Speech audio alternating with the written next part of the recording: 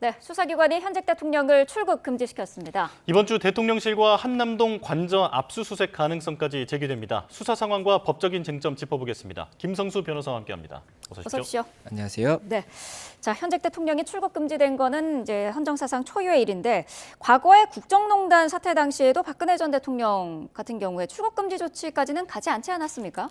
예, 지금 이게 개인정보라고 볼 수 있는 부분이 있기 때문에 네. 출국금지 여부가 명확하게 지금 밝혀진 건 아닌 것 같습니다. 다만 네. 지금 현재 여러 가지 보도를 따르면 아무래도 박근혜 전 대통령 당시에 그때 당시 탄핵 전국에 있어서도 출국금지에 대한 소식은 없었거든요. 네. 그렇다 보니까 당시에는 출국금지가 없었던 것이 아닌가 이런 이야기가 나오는 것이고 지금 현재 이게 쟁점이 되는 것이 이 부분이 이제 어제 이 국회에서 법제사법위원회 전체 회의가 있었습니다. 네. 그리고 그 당시에 이제 이 법무부 출입국 관련 이 본부장이 이야기를 하면서 그 과정에서 출국 금지를 지금 결정을 한 상태이다. 이렇게 지금 진행을 한 상태이다라고 이야기를 하다 보니까 이 부분이 알려지면서 이제 좀 충격을 주고 있는 부분이고 이게 출입국 관리법상에 의해서 이제 출국 금지를 법무부에서 결정을 할 수가 있는 부분인데 네. 이 부분에 대해서 아무래도 여러 가지 요건이 있거든요. 이게 뭐 함부로 할 수 있는 건 아닙니다. 그 요건이 이제 충족되는 경우에 하는 것인데 그 요건이 충족된다고 보고 승인을 한 것이기 때문에 아무래도 여러 가지로 조금 법리적인 해석도 될 수 있는 부분이 있는 것 같습니다. 네. 이제 대통령에 대한 직접 수사로 언제 이어질지에 좀 관심이 모이고 있는 상황인데 공수처장이 내란죄 수괴는 구속 수사가 원칙이다라는 얘기도 했거든요. 자, 구속 수사가 정말 현실화할 수 있을 것으로 보십니까? 네, 내란죄 같은 경우에는 사실 뭐 수괴라고 하는 경우에는 굉장히 중한형을 이제 명시하고 있습니다. 뭐 사형, 무기징역, 무기금고 이렇게밖에 이제 명시가 안 돼 있는 굉장히 중한 죄이기 때문에 결국에는 만약에 그런 중한 죄를 범한 사람이 있다라고 한다면 구속 수사를 하는 것이 맞다라는 취지가 아닌가 싶습니다. 다만 지금 이 구속 수사를 하려면 결국에는 이 부분 헌법상의 이 대통령의 불소추 특권이라든지 이런 부분에 대해서도 해석을 해봐야 되는 것인데 네. 이 불소추 특권이 이제 헌법 84조에 명시가 되어 있습니다. 그런데 이 불소추 특권에도 내란죄와 외환죄는 제외한다라고 명시가 되어 있기 때문에 이 부분 이제 쟁점이 되지 않을 것이다 이런 이야기도 나오는 것이고 예. 다만 이게 구속을 하기 위해서는 또 만약에 영장을 청구하고 발부를 받는다라고 한다면 죄를 범하였다고 의심할 만한 상당한 이유가 있어야 되고 그리고 증거 인멸의 우려나 도주의 우려 아니면 주거가 불분명할 것. 세 가지 중에 한 가지가 요건이 있어야 됩니다. 그런데 이 부분에 대해서 만약에 청구를 할 당시에도 이 청구에 있어서 이 죄를 이제 범했다고 의심할 만한 상당한 이유가 소명됐다라고 볼 수 있을 만큼의 뭐 이런 증거가 확보가 되었다는지 이런 부분이 있어야 될 것이고 이제 첫째가 될 것으로 보이고 네. 또 만약에 이런 상황이 있다고 하더라도 증거인멸의 우려라든지 도주 우려가 없다라고 한다면 또 영장이 발부가 안 될 것 같거든요. 그렇다 네. 보니까 그런 부분까지도 굉장히 좀 종합적으로 검토해서 뭐 구속 여부를 검토할 수밖에 없지 않나 생각이 되고 또 이제 대통령이라는 특수한 직에 있는 이 상황이기 때문에 이 부분에 대해서도 여러 가지로 조금 신중하게 볼 수밖에 없지 않을까 생각이 됩니다. 네. 증거 확보가 관건인데 이르면 이번 주에 이제 대통령실과 한남동 관저에 대한 압수수색 가능성도 나오고 있습니다. 지난 2017년 당시에는 청와대 압수수색은 실패했잖아요. 이번에는 가능성이 있을까요? 이 당시가 이제 박근혜 전 대통령 탄핵 전국이었습니다. 그리고 그때 당시에 이제 청와대를 압수수색하겠다라고 했는데 압수수색이 실패를 했었죠. 네. 그리고 그때 당시에 이제 수사팀장이 윤석열 대통령이다 보니까는 이번에는 어떻게 될 것인가 이런 의견이 많이 나오는 것 같은데 네. 이게 형사소송법 1항을 보면 그 형사소송법 110조를 보면 이 군사상 비밀을 요하는 그 장소에 대해서는 이 책임자의 승낙 없이는 압수 또는 수색이 불가능하다 이렇게 돼 있습니다. 그렇기 때문에 이 부분에 대해서 만약에 이 형사소송법의 형사소송법의 이 근거 규정을 따라서 뭐 다툼이 있다거나 또 이게 실제로 이게 법적으로 할 수 있다고 하더라도 이 물리적인 충돌이 있는 경우에는 실제 이제 이루어지지 않는 경우가 있거든요. 그렇기 때문에 그런 부분까지도 조금 여러 가지로 염두에 둘 부분이 있기 때문에 만약에 영장이 발부가 된다라고 한다면 실제 이것이 집행이 될 수 있을지는 좀 지켜봐야 될 것 같습니다. 네. 네. 법적으로는 정당하다 하더라도 경호팀과의 마찰이라든지 뭐 그런 쪽으로 물리적인 어떤 이제 제지가 있을 수도 있다라고 지금 말씀을 해주신 거고요. 네, 맞습니다. 자, 그렇다면 김용현 전 국방장관의 구속 여부에 대해서도 전망을 해보겠습니다. 자, 이제 오후 3시에 영장 실질 심사가 예정이 돼 있는데 이르면 오늘 밤에 구속 여부가 결정될 것으로 보이거든요. 전망은 어떻습니까? 예, 일단 이게 지금 김용현 전 장관 같은 경우에 긴급 체포가 됐다는 소식이 최근에 있었습니다. 그럼 네. 긴급 체포가 되고 나면 형사소송법상 이 48시간 내에 영장 청구를 이제 검토를 해야 됩니다. 그렇기 때문에 이제 영장 청구가 될 것이다 이렇게 예상이 됐던 상황인데 실제로 이제 영장 청구가 됐고 이에 대해서 오늘 이제 법원에서 판단을 한다는 부분이고 이에 대해서 일단은 앞서 말씀드렸던 것처럼 이 구속영장이 발부가 되는지 여부는 이 형사소송법 70조에 나와 있습니다. 70조에서 이 부분 관련해서 주거가 불분명한다거나 아니면 도주의 우려가 있다거나 증거인멸의 우려 이 부분이 일단 하나가 있어야 되는 것이고 이제 범죄를 범하였다고 의심할 만한 상당한 이유가 소명이 돼야 되는 것인데 결국에는 이 부분 관련해서 지금 현재 검찰에서 이 청구를 함에 있어서 지금 이 내란죄 또는 이제 직권남용 권리행사 방해죄 이 두 가지를 보고 있지 않습니까? 이에 대해서 어느 정도의 소명을 증거를 통해서 할 수 있는지가 쟁점이 하나가 될 것이고 예. 또 증거인멸의 우려가 있다든지 이런 부분에 대해서도 법원을 설득해야 되는 부분인 겁니다. 그렇기 때문에 지금 뭐 여러 가지 보도가 나오는 부분에서는 지금 휴대폰을 최근에 바꿨다라는 이야기가 나오고 있고 또 텔레그램을 새로 가입한 것으로 보인다 이런 부분이 있는데 이런 부분들에 대해서 실제 증명할 수 있는 증거를 통해서 이 사람이 증거를 인멸할 우려가 있다 이렇게 법원을 설득하는 작업이 있어야 될 것이기 때문에 이에 대해서 어느 정도의 설득이 가능할 것인가가 중요할 것 같습니다. 그렇군요. 자, 뉴스 속보가 한 가지 들어와서 잠시 정리를 해드리고 계속 말씀 나누도록 하겠습니다. 자, 민주당 최고위원회의가 지금 진행 중인데요. 여기서 더불어민주당 이재명 대표가 한 말입니다. 오늘 정부 새 예산안을 처리해서 끝내겠다라고 밝혔습니다. 여야정 3자 비상경제점검회의 구성도 제안을 했습니다. 자, 오늘 국회 본회의가 있습니다. 정기국회 마지막 날이 오늘인데요. 오후 2시로 예정이 돼 있는데 여기에서 정부의 새 예산안 처리를 끝내겠다라고 밝혔습니다. 야당의 삭감안을 아마 그대로 처리를 할 것으로 보입니다. 여당과의 협의 가능성을 언급을 했습니다만은 결국에는 협의를 하지 않고 야당의 삭감안을 그대로 처리를 할 것으로 보입니다. 자, 이재명 더불어민주당 대표 조금 전에 국회에서 발언을 내놨는데요. 최고위 발언입니다. 오늘 정부의 새 예산안을 처리해서 끝내겠다. 그리고 여야정 3자 비상경제점검회의 구성을 제안하겠다라고 밝혔습니다. 관련되는 내용은 이어지는 뉴스에서 계속 전해드리도록 하겠습니다. 자, 변호사님과 함께 지금 수사 상황 계속 짚어보고 있는데 지금 어쨌든 관련해서 가장 빠르게 수사를 받고 있는 사람이 국방부 장관인데요. 이 김영현 전 장관의 발언이 대통령의 수사에도 영향을 많이 미칠까요? 예, 아무래도 가장 중요한 진술 중에 하나가 될 것 같습니다. 왜냐하면 지금 현재 사실관계를 보고 있는 것이 이 내란죄에 있어서 이 부분 모든 뭐 군사적인 작전의 지시라든지 그리고 포고령 작성 이런 부분에 대해서 김용현 국방부 장관이 다 관여를 한 것으로 나와 있고 이 부분 관련해서 어떤 지시가 있었는지 여부, 어떤 경위가 어떻게 된 것인지 이런 것들에 대한 사실관계에 대한 진술을 할 것이고 그것을 기준으로 해서 뭐 물증이라든지 이런 것들을 추가적으로 확보해서 진술이 사실인지 그리고 사실이 아니라고 한다면 어떠한 다른 물증이 있는지 이런 것들을 판단을 할 것이기 때문에 네. 결국에는 윤석열 대통령의 이 혐의와 관련해서도 이 현재 이 김용현 국방부 장관의 이 진술이 가장 중요한 사실관계 중에 하나가 될 것이다 이렇게 보입니다. 네. 네. 자, 수사와 관련한 속보 취재기자 연결해서 좀 더 자세히 조금 짚어보고 넘어가도록 하겠습니다. 경찰청 국가수사본부 특별수사단 조지호 경찰청장 등 경찰 수뇌부와 계엄 지휘부에 대해서 추가로 출국 금지 조처를 했죠. 예, 계엄 사태에 동원된 군 당국을 상대로는 병력 투입 현황을 제출하라고 공개 요청하면서 자료 확보에 속도를 내는 모습인데요. 자, 네. 취재기자 연결해 알아보겠습니다. 표정우 기자 자세한 소식 전해주시죠. 네, 비상계엄 사태를 수사하는 경찰이 조지호 경찰청장을 비롯한 경찰 수뇌부와 군내 계엄 수뇌부들을 추가로 출국 금지 조치했습니다.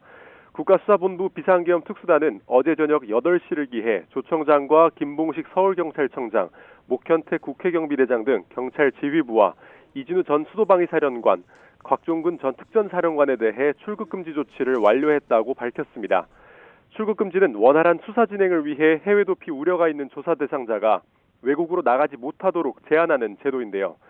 특수단은 앞서 김용현 전 국방부 장관과 이상민 전 행정안전부 장관, 여인영 전 국군 방첩사령관, 박안수 전 계엄사령관의 긴급 출국 금지 조치를 했는데요. 이번엔 현직 경찰 수뇌부를 상대로 대대적인 출국 금지 조처를 내린 겁니다. 현직 지휘부를 상대로 한 셀프 수사 논란을 불식시키기 위해 강한 수사 의지를 보여준 것으로 해석됩니다. 이와 함께 특수단은 박안수 전 계엄사령관에게 출석을 통보했습니다. 경찰은 현재 수사 일정을 조율하고 있는 상황입니다. 경찰은 군 자료 확보에도 속도를 내고 있습니다. 특수단은 어제 국방부는 물론 계엄 사태에 깊숙이 관여한 방첩사령부와 수도방위사령부, 특전사령부, 사이버작전사령부, 정보사령부 등의 계엄 발령 관련 부대원 투입 현황도 제출하라고 공식 요청했습니다. 특히 사안의 엄중함을 고려해 신속하게 협조해달라고 당부하기도 했는데요. 당장 경찰이 선제적으로 신청한 각종 영장 등을 검찰이 불청구하고 있다는 논란이 일고 있는 가운데 일단 영장 없이도 가능한 임의 제출 형식으로 관련 자료 확보에 집중하겠다는 취지로 풀이됩니다. 지금까지 사회부에서 YTN 표정우입니다. 네, 취재기자로부터 자세한 내용 들어봤는데 변호사님, 경찰 특수단입니다. 경찰에서 어쨌든 경찰청장 등 그 경찰 수뇌부를 출국 금지한 거거든요. 이거 어떻게 봐야 될까요?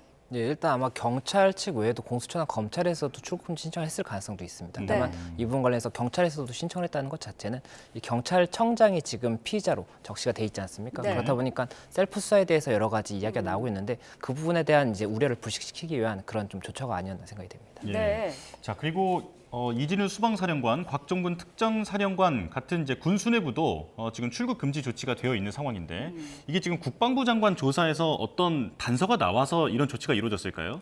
출국 금지에 대해서는 일단 뭐 이 관계자의 진술에서 이 부분 뭐 중요한 부분이 있다라고 판단을 해서 했을 수도 있지만 그게 아니라 지금 현재 이제 군대에서 어디 부대가서 나왔다 이런 이야기가 나오고 있지 않습니까? 그렇다면 그 부대에서 지휘관에 대해서는 아마 수사가 이루어져야 될 것이거든요. 그리고 네. 이 부분 관련해서 만약이라도 피의 사실이 있다라고 한다면 피해자로서 진행을 해야 될 수가 있는데 그 부분 만약에 출국을 해서 이 중요한 뭐 참고인이라든지 피의자가 이 수사를 진행할 수 없다라고 한다면 문제가 될 수가 있기 때문에 아무래도 이 피의 사실이 이제 조금 예상이 되는 참고인들에 대해서 출국 금지를 조금 선제적으로 한 것이 아닌가 생각이 됩니다. 네.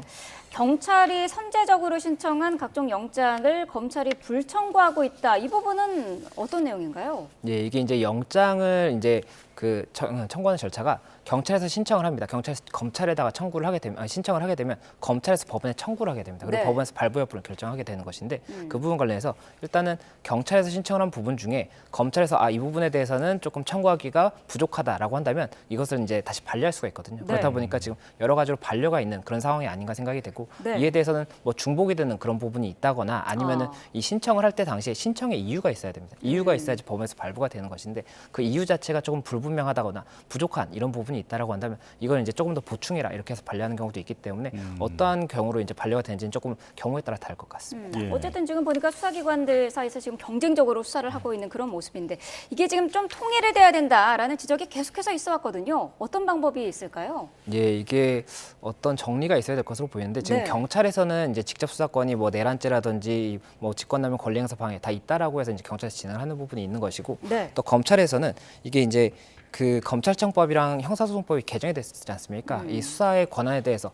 개정이 됐었는데 검사의 수사 개시에 대한 이제 범위에 관한 규정이 있습니다. 네. 이 규정에서 제2조에서 부패 범죄를 규정을 하고 있고 이 부패 범죄에서 직무와 관련하여 그 지위 또는 권한을 남용한 죄 이 부분이 이제 포함이 되어 있거든요. 그렇다 네. 보니까 직권남용죄에 대해서는 검사의 이제 검찰에서 직접적으로 수사를 할 수 있는 부분이 아니냐 그리고 또 관련된 범죄에 대해서도 직접적으로 수사할 수 있는 범위다 이렇게 봤기 때문에 지금 진행을 하고 있는 것이어서 네. 이 부분 이제 쟁점이 되는 것이고 또 지금 최근에 공수처에서는 이 부분 이첩을 해달라고 경찰과 검찰에 요청을 했다라고 하는데 네. 이첩을 이제 요청을 하게 되면 공수처법 24조에 따르면 이에 응하여야 한다라고 명시가 되어 있습니다. 그렇다 보니까 경찰과 검찰이 이에 대해서 응하여야 한다라고 의무 규정이 있는데도 불구하고 만약에 그대로 진행을 하게 되면 어떻게 될 것이냐 이게 또 이제 쟁점이 될 수가 있는 것이고 네. 또 현재 지금 특검이 언급이 되고 있지 않습니까? 네. 그러면 이게 특검법으로 해서 뭐 이제 특수하게 국회에서 특검법을 만든다고 한다면 그 특검법에 담긴 내용에 따라서 다를 수가 있겠지만 지금 저희가 상설특검법도 지금 검토가 되고 있다고 하는데 네. 상설특검법을 보면 그 특검법에는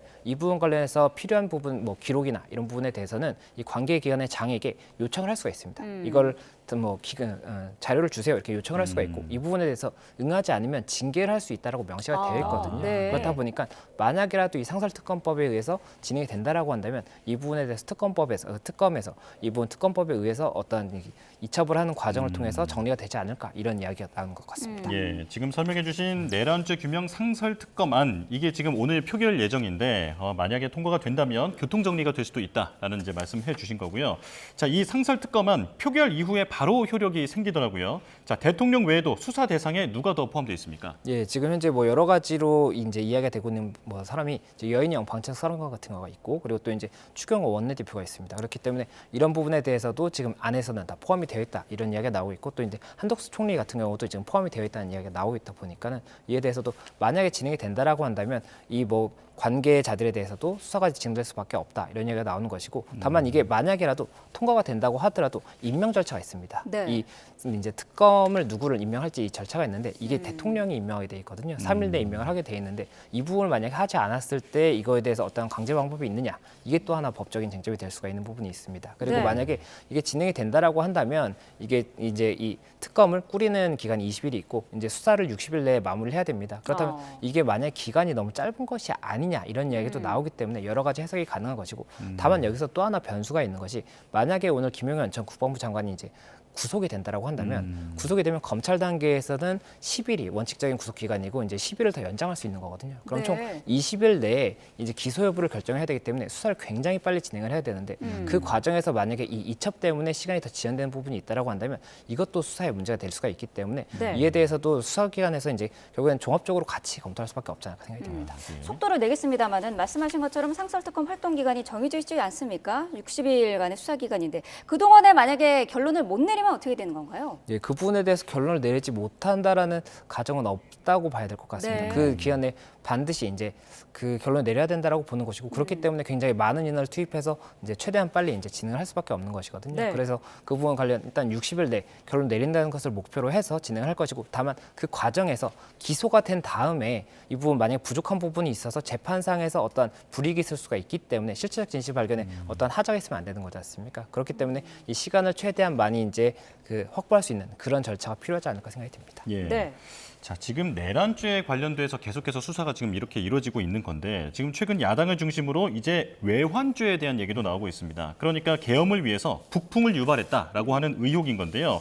자, 여러 가지 보도와 제보가 쏟아지고 있는데 이걸 근거로 지금 외환죄를 고발한 상황입니다. 자, 이게 지금 성립이 가능할 것으로 보십니까? 예, 이게 형법 92조부터 이제 외환에 관한 죄가 있습니다. 그래서 외환 유치죄 같은 경우에 이제 92조에 명시가 되어 있는데 이 경우는 이제 외국과 통모하여서 대한민국에 대하여 전단을 열게 하거나, 그러니까 전쟁이나 뭐 이런 부분을 열게 하거나 또 외국인과 통모하여 대한민국에 항적한 자는 사형 또는 무기징역에 처한다. 이렇게 해서 이 부분 관련해서 뭐 관련 또 추가적인 내용이 이제 하단에 있거든요. 네. 그런데 이 부분 관련 이 뭐 통모했다든지 이런 부분에 대한 증명이 만약에 92조를 전제로 한다면 통모했다든지 이런 부분이 있다라고 한다면 이 부분도 이제 외환죄가 검토가 될 수가 있겠지만 만약에 이런 요건을 채우지 못했다라고 한다면 해당 조문은 이제 적용할 수 없게 되는 겁니다. 그렇다 보니까 92조부터 그 하단에 있는 이 조문들을 다 검토를 해서 만약에 그 부분 해당하는 죄가 있다라고 한다면 검토가 가능할 수가 있겠지만 사실관계를 이제 다 확보를 했을 때 그 부분이 해당하지 않는다고 한다면 이 부분은 뭐 기소라든지 이런 부분이 이루어지지 않을 수가 있기 때문에 아무래도 이 부분도 일단은 고발이 있기 때문에 수사가 이루어지지 않을까 생각이 되는데 사실관계의 정리가 중요할 것 같습니다. 네. 비상계엄에 가담한 군인들의 증언도 잇따르고 있는데 군 통수권자인 대통령의 지시에도 이거를 적극적으로 따르지 않았다, 소극적으로 대처를 했다는 거거든요.